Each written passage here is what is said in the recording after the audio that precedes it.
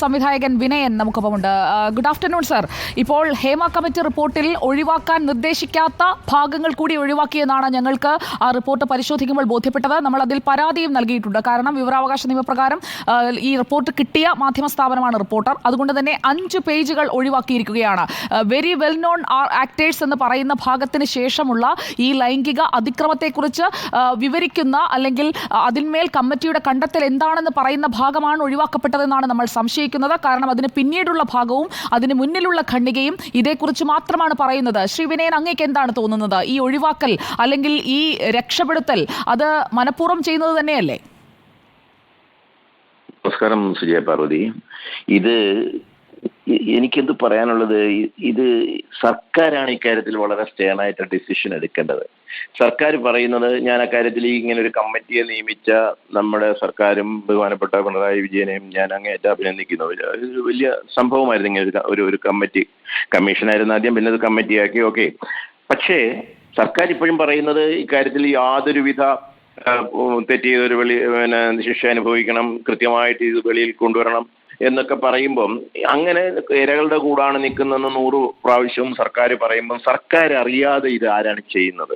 അതാണ് എൻ്റെ ഒരു ഡൗട്ട്. അതാണ്. അങ്ങനെയാണ് നടപടി എടുക്കണ്ടേ സർക്കാരിൻ്റെ നിലപാടുകളോടും സർക്കാർ ഇക്കാര്യത്തിൽ ഇപ്പം ഇക്കാര്യത്തിലായിക്കോട്ടെ, മറ്റേ നടി ആക്രമിച്ച കാര്യത്തിൽ ചെയ്ത കാര്യങ്ങളായിക്കോട്ടെ, ഇതിനൊക്കെ സപ്പോർട്ട് ചെയ്യുന്ന ഒരാളാണ് ഞാൻ. ഓക്കെ, പക്ഷേ എനിക്ക് ചോദിക്കാനുള്ളത്, അങ്ങനെയാണെങ്കിൽ ഇങ്ങനെ സർക്കാർ അറിയാതെ ഇങ്ങനെ ഏതെങ്കിലും പേജുകൾ പോകുമോ? അങ്ങനെ പോയിട്ടുണ്ടെങ്കിൽ ഈ സർക്കാർ എന്ന് പറയുന്നത് വളരെ ശക്തമായ സർക്കാർ എന്നാണല്ലോ. ആ സർക്കാരിന് എന്തുകൊണ്ട് ഇതെടുത്ത് മാറ്റിയവരെ പിടികൂടാൻ പറ്റില്ല, ശിക്ഷിക്കാൻ പറ്റില്ല?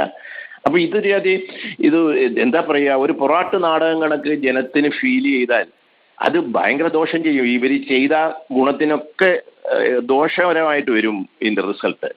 വളരെ കഷ്ടമാണ്. ഈ സംഘടനകളെ പറ്റി ഇപ്പം നമ്മൾ പറയുന്നു, ഇപ്പോൾ അമ്മ അല്ലെങ്കിൽ പ്രൊഡ്യൂസേഴ്സ് അസോസിയേഷൻ, ഫെഫ്ക, ഇതൊക്കെ പ്രൈവറ്റ് സംഘടനയാണ് ശ്രീമതി സുജയ.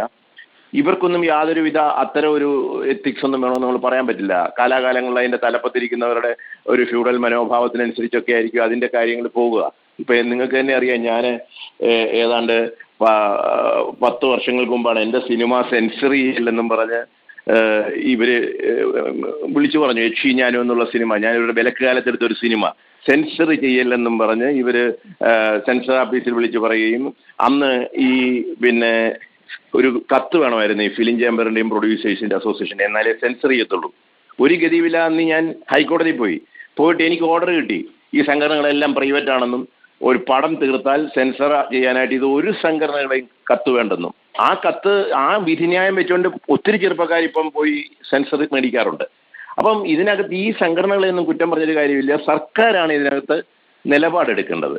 സർക്കാർ ശക്തമായിട്ട് ഒരു നിലപാടെടുക്കുകയും ഒരു തെറ്റ് കണ്ടാൽ അത് തിരുത്താനായിട്ടുള്ള ഒരു ബോഡി സർക്കാരിലുണ്ടാകുകയും വേണം. അല്ലാതെ വലിയ മൂലധന ആസ്തിയുള്ള വരുമാനമുള്ള വലിയ വ്യക്തികളാണ് ഇത് നയിക്കുന്നതെന്നും കണ്ട് ഓച്ചാനിച്ച് നിൽക്കേണ്ട ഒരവസ്ഥ സർക്കാരിനുണ്ടായാൽ ഇതൊക്കെ സംഭവിക്കും. സർക്കാർ ചെയ്യേണ്ടത്, ഏറ്റവും ചെറിയ ഒരു സിനിമാക്കാരനാണേലും ഏറ്റവും വലിയ കോടീശ്വരനായ സിനിമാക്കാരനാണേലും നിയമം നീതി ഒരുപോലായിരിക്കണം. അത് ചെയ്യാൻ സർക്കാർ ബാധ്യസ്ഥരാണ്. അംബാനിയും അദാനിയും തെറ്റ് ചെയ്താൽ അതിനെപ്പറ്റി നമ്മൾ ശിക്ഷിക്കേണ്ട, അല്ലെ നടപടിയെടുക്കേണ്ടെന്ന് ആരെങ്കിലും പറയുമോ? ഇല്ലല്ലോ. അംബാനിയും അദാനിയും ആണെങ്കിലും ഒരു തട്ടുകടക്കാരനാണേലും നിയമത്തിന്റെ മുന്നിൽ ഒരുപോലാണ്. അത്തരം ഒരു ഫ്യൂഡൽ മനോഭാവം നമ്മുടെ ആൾക്കാർക്കുണ്ടോ എന്ന് എനിക്കൊരു ഡൗട്ടുണ്ട്. ശ്രീ വിനയൻ, ഫ്യൂഡൽ മനോഭാവം എന്നതിനേക്കാൾ കുറച്ചുകൂടി തെളിച്ചു പറഞ്ഞു കഴിഞ്ഞാൽ ഇവരൊക്കെ വേണ്ടപ്പെട്ടവരാണ്. വേണ്ടപ്പെട്ടവരെ സംരക്ഷിക്കേണ്ട ഒരു ഉത്തരവാദിത്തം ഈ സർക്കാർ അങ്ങ് ഏറ്റെടുക്കുന്നത് പോലെയാണ്.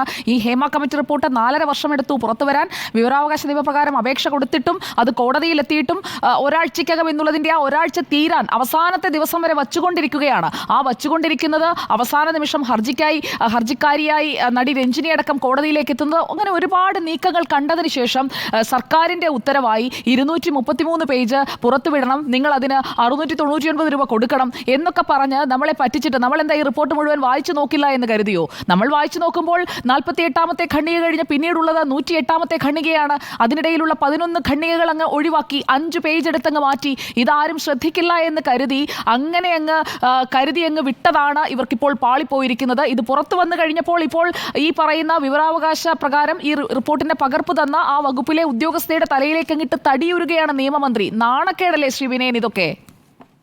തീർച്ചയായിട്ടും ഞാൻ അക്കാര്യത്തിൽ ശ്രീ അരുൺകുമാറിനെയും പിന്നെ റോഷിബാലിനെയും ഞാൻ കേട്ടിരുന്ന ന്യൂസ് ഒക്കെ അഭിനന്ദിക്കുകയാണ്. കാരണം നമ്മുടെ നാട്ടിൽ ഇതിന്റെ പുറകെ നിൽക്കുന്ന മാധ്യമങ്ങളുണ്ട്, ഇത് സീരിയസ് ആയിട്ട് ചിന്തിക്കുന്ന ജനമുണ്ട് എന്നൊക്കെ നമ്മൾ സർക്കാരും കൂടി നോക്കേണ്ടതാണ്. അപ്പം ഞാൻ പറയുന്നത് എൻ്റെ മനസ്സിൽ എൻ്റെ ഒരു ചോദ്യം ഇതാണ്. ഇപ്പം നേരത്തെ ചോദിച്ചില്ലേ ശ്രീമതി സുജയ, ഇവരുടെ വേണ്ടപ്പെട്ടവരായി മാറുന്നു. ഈ വേണ്ടപ്പെട്ടവരായി മാറുക എന്നുള്ളതല്ല, അതിനകത്ത് അങ്ങനെ ഒരു വേണ്ടപ്പെട്ടവരാണെന്ന് എനിക്ക് തോന്നുന്നില്ല. കാരണം ഈ വലിയ ആൾക്കാരോട് ഞാൻ പറഞ്ഞില്ലേ, വലിയ ആൾക്കാരോട് ഞങ്ങൾക്ക് ഒത്തിരി നികുതി തരുന്നവരായിരിക്കാം, അല്ലെ ഞങ്ങൾക്ക് ഒത്തിരി വലിയ ബ്രഹ്മാണ്ഡ പേഴ്സണാലിറ്റികളായിരിക്കാം എന്നൊക്കെയുള്ള ഒരു തോന്നലായിരിക്കാം പല മന്ത്രിമാർക്കോ അവർക്കോ ഒക്കെ അവരോട് ഒരു ഇവരെ നമ്മൾ എന്തെങ്കിലും മോശമായിട്ട് വന്നാൽ അത് നമ്മളെ ഭയങ്കരമായിട്ട് നമ്മളെ ബാധിക്കുമോ എന്നൊക്കെ തോന്നലുണ്ടാകുന്നത്. അതാണ് ഞാൻ പറഞ്ഞത്, വളരെ ഇച്ഛാശക്തിയോടുകൂടി ധൈര്യപൂർവ്വം പ്രവർത്തിക്കാൻ കഴിയുന്ന ഒരു മിഷനറി ആണെങ്കിൽ മാത്രമേ നടക്കത്തുള്ളൂ. അല്ലാതെ അതിൽ നിന്ന് രക്ഷപ്പെടാൻ വേണ്ടി ഞാനിത് വായിച്ചിട്ടില്ല, അല്ലെ ആ ഭാഗം കണ്ടിട്ടില്ല, അല്ലെങ്കിൽ ഇന്ന സമയത്ത് അത് നമ്മുടെ നാട്ടിൽ ഇന്ന പ്രശ്നമായതുകൊണ്ടാണ് ഞാനത് അന്നത് ഇഷ്യൂ ആക്കാഞ്ഞതെന്നൊക്കെ പറയുന്നത് ഒരു ജനത്തിന് തോന്നും ഇതൊരു പൊറാട്ട് നാടകമാണെന്ന്. അതിനാരെയും കുറ്റപ്പെടുത്തിയിട്ട് കാര്യമില്ല. ഇതിൽ മറച്ചു വെക്കാൻ ശ്രമിക്കുന്നു. മാത്രമല്ല, ഇതൊക്കെ പുറത്തേക്ക് വരുമ്പോൾ ഇതിൽ കേസെടുക്കാൻ ആ അന്വേഷണത്തിന് നിയോഗിച്ചത് കമ്മീഷനെയല്ല കമ്മിറ്റിയെയാണ്. അതൊക്കെ വളരെ സെലക്റ്റീവായി എടുത്ത തീരുമാനമാണ് എന്നുള്ളത് ഏത് സാധാരണക്കാരന് മനസ്സിലാകുന്ന കാര്യമാണ്. താങ്കൾക്കും അത് ബോധ്യപ്പെട്ടിട്ടുണ്ടാകുമല്ലോ. അപ്പോൾ ഒരു കമ്മിറ്റിയെ വെക്കുന്നു. ആ കമ്മിറ്റി ഇതൊരു പഠനമാണ് നടത്തിയത്, അതൊരു പഠനമാണ്, ഭാവിയിൽ ഇതെല്ലാം അങ്ങ് ശരിയാക്കാൻ പോവുകയാണ്, അതിന് ഞങ്ങൾ കോൺക്ലേവ് നടത്തും, അതിന് ഞങ്ങൾ നയം രൂപീകരിക്കും എന്നൊക്കെ പറയുന്ന സാംസ്കാരിക മന്ത്രി വരെ ഇക്കാര്യത്തിൽ എടുക്കുന്നത് അദ്ദേഹത്തിന് താല്പര്യമുള്ള ആളുകളെ സംരക്ഷിക്കാൻ വേണ്ടിയുള്ള നീക്കമാണ് എന്ന് പൊതുജനം പറഞ്ഞു തുടങ്ങിയിട്ട് 2-3 ദിവസമായി.